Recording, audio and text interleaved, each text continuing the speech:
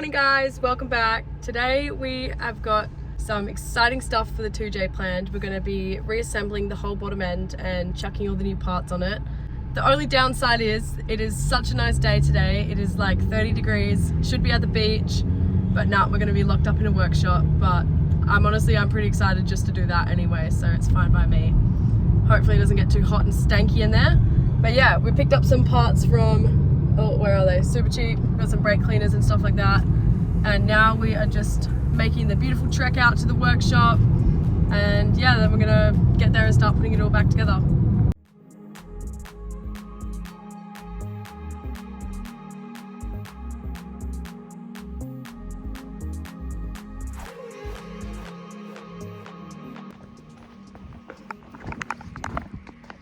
Welcome back. We're here. We got the block ready. Got all the parts laid out, ready to go. The crank has been polished and all the journals measured and everything is good as well.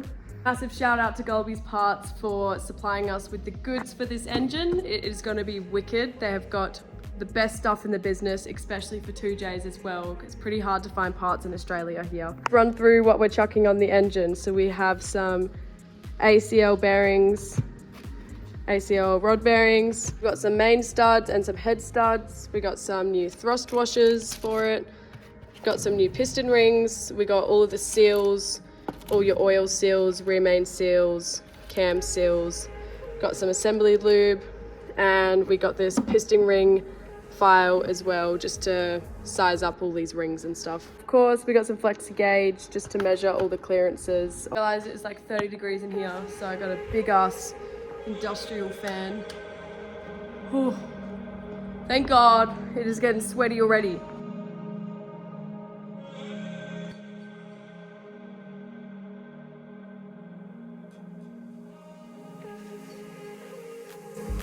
Got all the pistons assembled, they're all done. I'm just gonna measure the ring gap in the cylinders now and get that all sorted. Take your time on measuring up the ring gaps. This is really crucial to your engine's reliability and how long this motor is going to last. If your ring gap's too big, you're going to have a lot of blow by in the engine. And if your ring gap's too small, the rings could butt up to each other and actually distort, causing a lot more issues than you'll need. So yeah, take your time with this. I know it's a long process, but it is well worth it.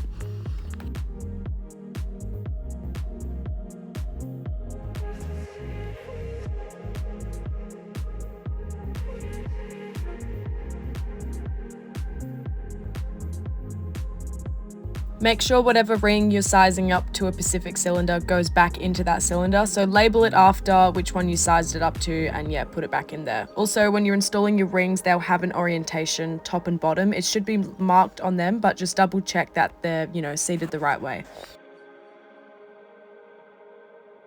So I was planning to put some new rings on these, but turns out the top ring that came in the kit is actually too big when I measured it up for the bores. So we're going to just run the factory rings that came with the pistons when they came out, because they are still in spec and still to size. We've got all the parts ready. I'm just going to clean all the bores and re-oil them, and I'm also going to be cleaning the crank as well. Make sure you take your time cleaning the crank and give it a really good clean. Get into all the journals, give everything a good polish. This will be your first point of failure. If there's a bit of sand or something in here, it's going to go straight into the bearings and it's going to mess shit up for you. Not good. Before you chuck these main cap bearings in, make sure you give them a good clean with some brake cleaner. I forgot to do this and I had to take it back apart again, so learn from my mistakes.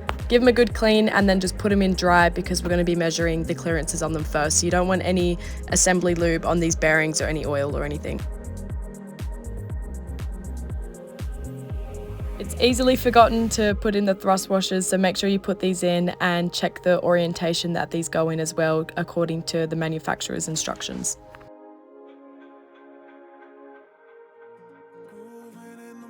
I'm going to be running standard bearings on these, so I'm checking all the oil clearances with some flexi gauge, just putting a little strip on top of the journals here, and then we're going to be putting the caps back on, torquing them up to spec, squishing them down, and then reading the clearances on them.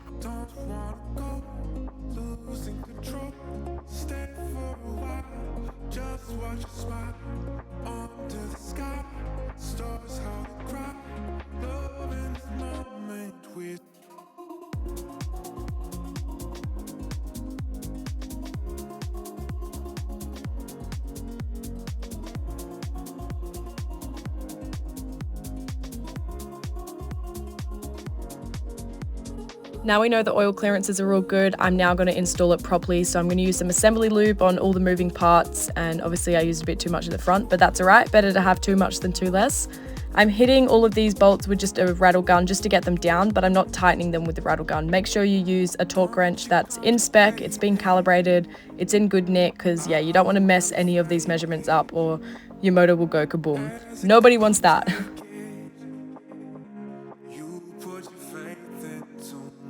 So Toyota recommend to torque these to 45 and then do a 90-degree turn. So I'm just marking these out with the paint pen after they've been torqued and then doing an additional 90-degree turn on these bolts as well.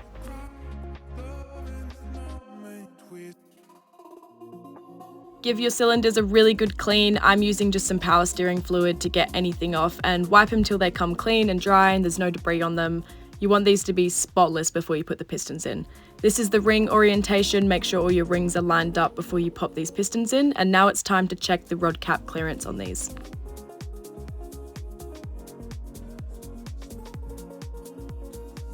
So now we're just going to measure the rod cap bearing clearances, and you want to make sure these are within the spec. If you guys are iffy about any measurements, please replace the bearings and try a different one, and worst case you might have to replace the crank or the pistons themselves to get the right clearance, but it's worth it over blowing up a 10 grand motor, trust me. Now I'm just going to install all the pistons, again using a lot of assembly lube on the bearings and then just, tapping them into place and securing them on the other end. The little dot on the top of these pistons, just make sure that's facing towards the front so you get the orientation right.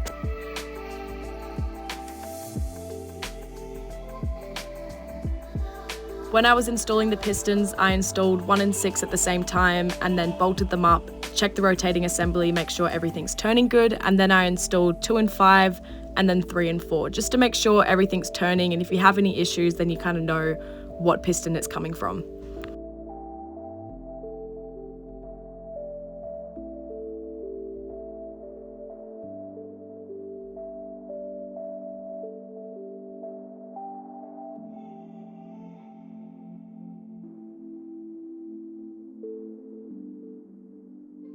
Before you put the pistons in, make sure that the oil ring is really well oiled. This way the cylinder wall will not get damaged when you go to check the rotating assembly. I put a lot of oil in the actual cylinder wall as well before I install the pistons. That way there's just no chance that you're going to have metal on metal damage to the engine.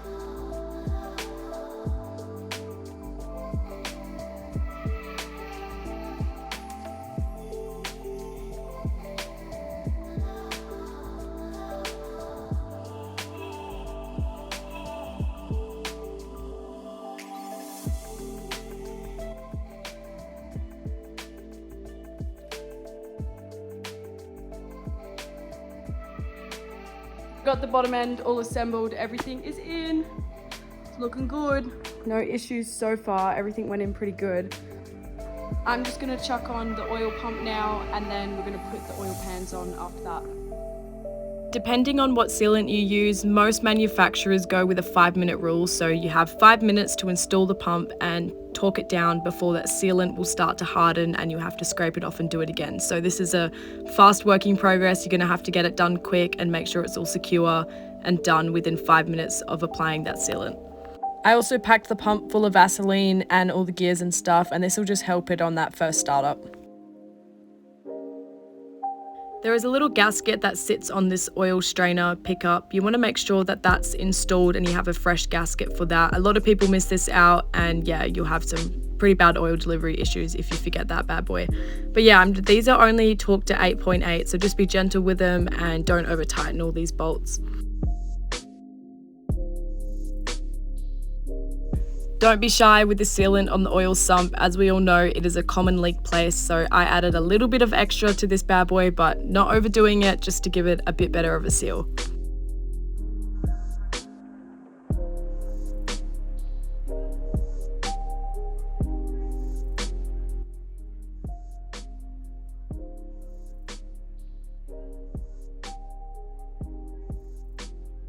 We built this entire motor using Golby's parts. I'll link everything in the description, but they have some really high quality, good parts for building motors, and they do a wide range of stuff for all different types of engines and cars.